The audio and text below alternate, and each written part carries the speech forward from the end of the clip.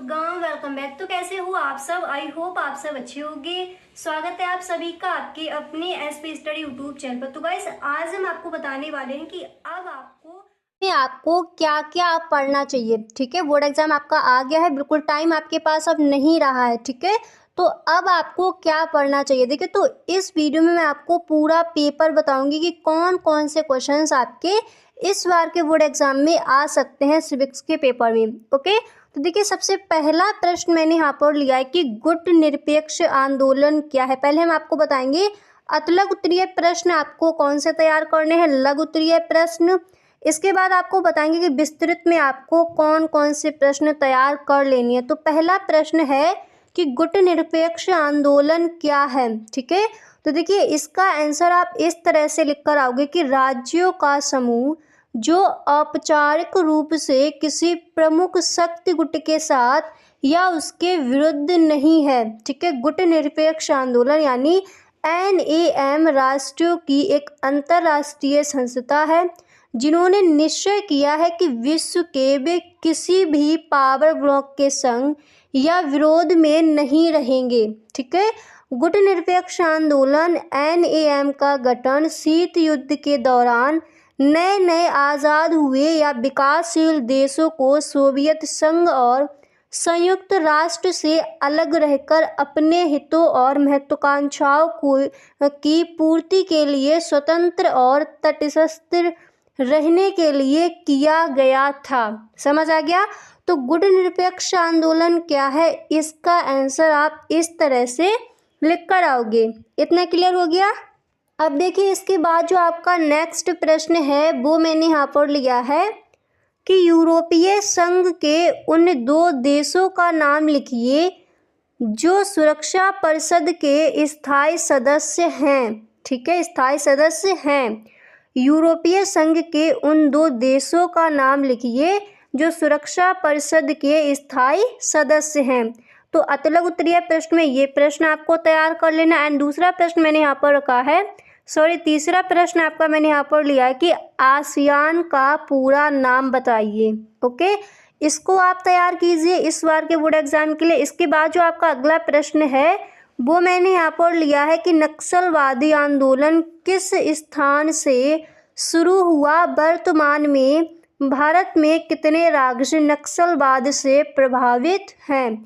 इस प्रश्न को भी आपको इस बार के बोर्ड एग्जाम के लिए अच्छे से तैयार कर लेना है। ठीक है, अब इसके बाद देखिए, जो आपका अगला प्रश्न है वो मैंने यहाँ पर लिया कि कश्मीर पर कबायली आक्रमण कब एवं किसके द्वारा किया गया।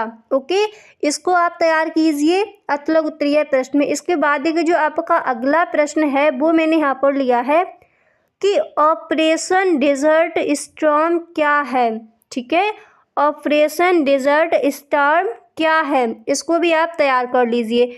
इसके बाद देखिए, आपको कौन कौन से प्रश्न तैयार करने कि पृथ्वी सम्मेलन कब व कहाँ हुआ था, इसको भी आप तैयार कर लीजिए।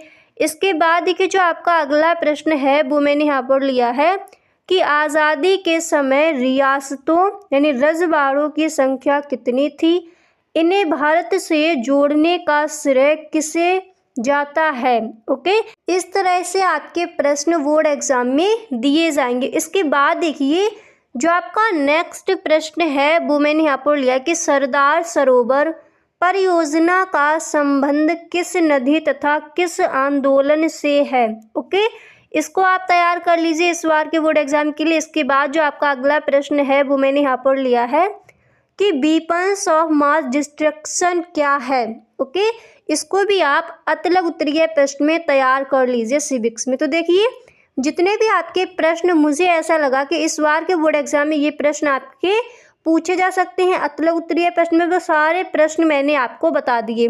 अब इसके बाद देखिए, लघु उत्तरीय प्रश्न में आपको कौन कौन से प्रश्न तैयार करने हैं इस बार के बोर्ड एग्जाम के लिए। तो यहाँ पर देखिए, जो सबसे पहला प्रश्न है वो मैंने यहाँ पर रखा है कि विश्व स्तर पर शरणार्थी समस्या पर एक संक्षिप्त लेख लिखिए। ओके, प्रश्न आपका क्या दिया गया है कि विश्व स्तर पर शरणार्थी समस्या पर एक संक्षिप्त लेख लिखिए, इसको तैयार कीजिए।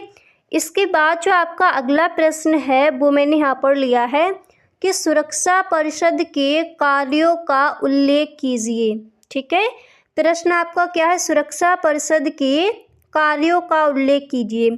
इसके बाद देखिए जो आपका अगला प्रश्न है वो आपको तैयार करना कि नव अंतर्राष्ट्रीय आर्थिक व्यवस्था का संक्षिप्त उल्लेख कीजिए। ओके, इसके बाद देखिए जो नेक्स्ट प्रश्न है वो आपको तैयार करना कि बाबा साहब भीमराव अंबेडकर पर एक संक्षिप्त टिप्पणी लिखिए।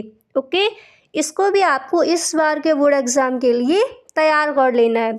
अब इसके बाद देखिए जो आपका अगला प्रश्न है वो मैंने यहाँ पर लिया कि क्षेत्रीय आकांक्षाओं के प्रति भारत सरकार का नजरिया विषय पर संक्षिप्त टिप्पणी लिखिए। ठीक है, क्षेत्रीय आकांक्षाओं के प्रति भारत सरकार का नजरिया विषय पर संक्षिप्त टिप्पणी लिखिए। ओके, इतना समझ आ गया। अब इसके बाद देखिए जो आपका अगला प्रश्न है वो आपको तैयार करना है कि किन दो संशोधनों के द्वारा महिलाओं को स्थानीय राजनीतिक निकायों में आरक्षण दिया गया है। ठीक है, स्वतंत्रता के बाद महिलाओं की स्थिति में आए परिवर्तनों का विश्लेषण कीजिए। ये प्रश्न आपका लघु उत्तरीय प्रश्न में रखा जाएगा। ठीक है, इसके बाद देखिए जो आपका नेक्स्ट प्रश्न है वो आपको तैयार करना है कि भारत की विदेश नीति में गुट निरपेक्षता के महत्व का उल्लेख कीजिए। ओके, भारत की विदेश नीति में गुट निरपेक्षता के महत्व का उल्लेख कीजिए। इसको आप तैयार करें। इसके बाद जो आपका अगला प्रश्न है वो मैंने यहाँ पर लिया कि हरित क्रांति क्या थी।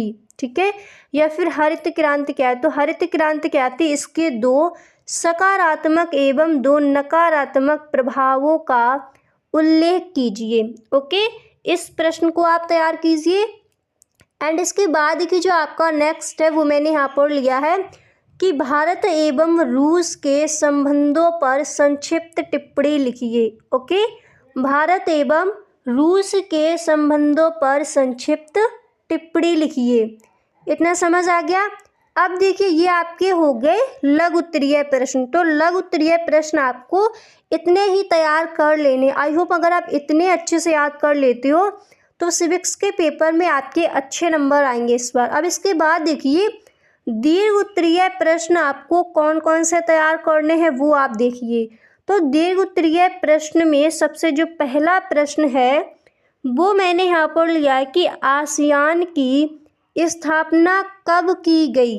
ठीक है, प्रश्न आपका क्या है कि आसियान की स्थापना कब की गई, आसियान शैली क्या है, आसियान की उपलब्धियों की आलोचनात्मक व्याख्या कीजिए। ठीक है, इस प्रश्न को आपको दीर्घ उत्तरीय प्रश्न यानी विस्तृत उत्तरीय प्रश्न में इसको आपको तैयार कर लेना है इस बार के बोर्ड एग्जाम के लिए।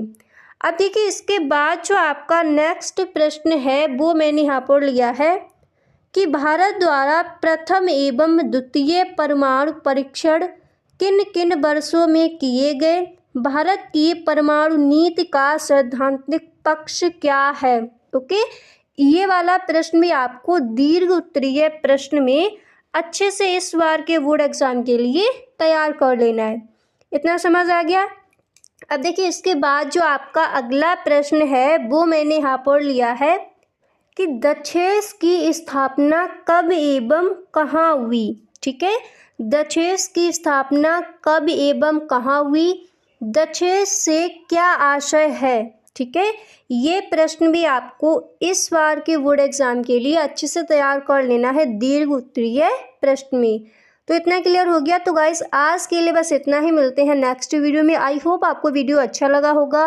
गाइस अगर आपको वीडियो अच्छा लगा करे तो इस वीडियो को अपने दोस्तों में शेयर ज़रूर करें। ठीक है, तो सिविक्स में आपको इतना अच्छे से तैयार कर लेना है। ठीक है, अब टाइम आपके पास बहुत कम है तो मैंने सोचा आपके लिए एक और वीडियो बनाई जाए जिसमें आपको जितने भी इंपॉर्टेंट क्वेश्चन वो सारे क्वेश्चंस आपको बताए जाए। अब देखिए आपके जो बहुविकल्पीय प्रश्न है वो अभी मैंने इस वीडियो में आपको नहीं बताए हैं, तो उसके लिए आपके लिए नेक्स्ट वीडियो बना देंगे हम। ठीक है, तो जो आपके बहुविकल्पीय प्रश्न है इस बार के बोर्ड एग्जाम के लिए, जितने भी इंपॉर्टेंट बहुविकल्पीय प्रश्न है वो हम आपको नेक्स्ट वीडियो में दे देंगे। Okay, thank you.